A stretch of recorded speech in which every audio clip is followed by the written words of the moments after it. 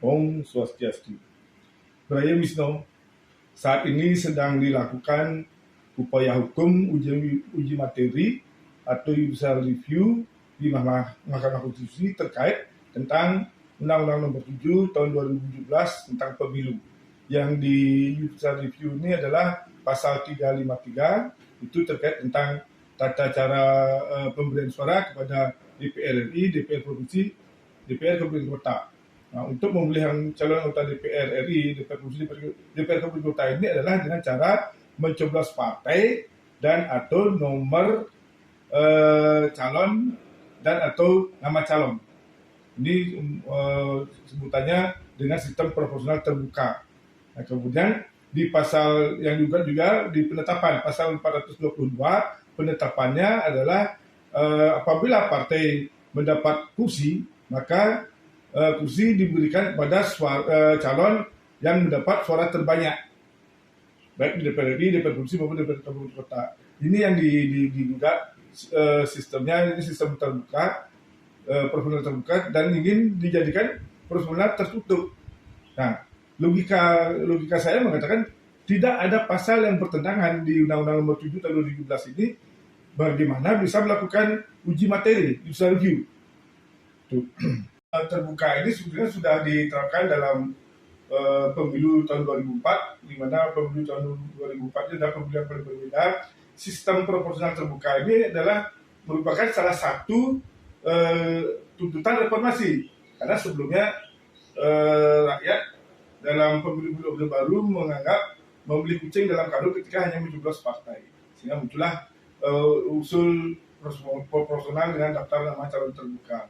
Nah, hanya saja tahun 2004 pemilu yang pertama yang berbeda ini sistemnya proporsional terbuka di pasal 6 Undang-Undang Nomor 12 Tahun 2003 itu bunyinya untuk memilih anggota DPR RI, DPR Provinsi, DPR Kabupaten Kota dengan sistem proporsional daftar nama terbuka. Jadi terbuka dia. Nah, sedangkan di pasal penetapan calon terpilihnya pasal 107 ayat 2 bunyinya apabila partai mendapat kursi maka diberikan kepada calon yang memperoleh suara sama dengan angka BPP, langsung ditetapkan di calon. Kemudian bunyinya apabila tidak ada mencapai angka BPP bilangan terbagi pemilih, maka kursi diberikan kepada nomor urut.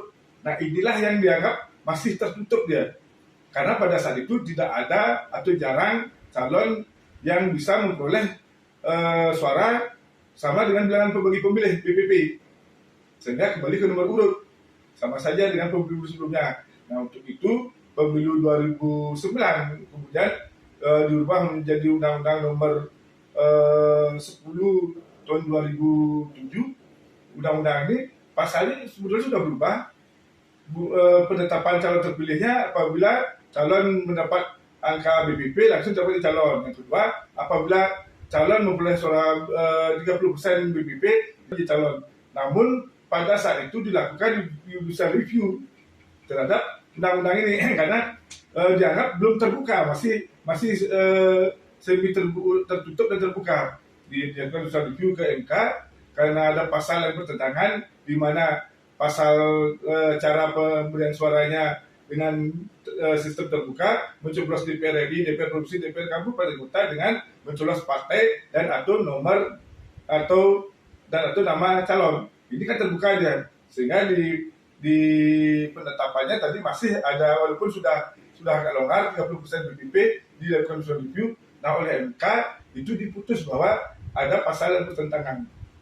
Itu sehingga memaksa KPU mengambil kebijakan melakukan taruh bebas tadi. Apabila partai mendapat kursi, maka diberikan kepada calon yang mendapat suara terbanyak.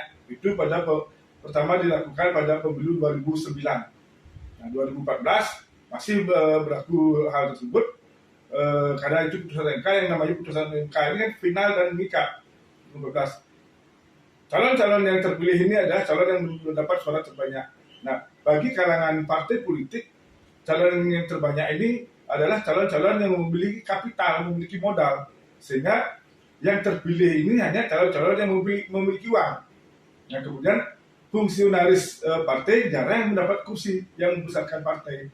Terjadilah di situ istilahnya apa sih namanya, pragmatisme politik, di mana orang berpolitik ini dengan uang kemudian menjalankan money politik, mereka terpilih.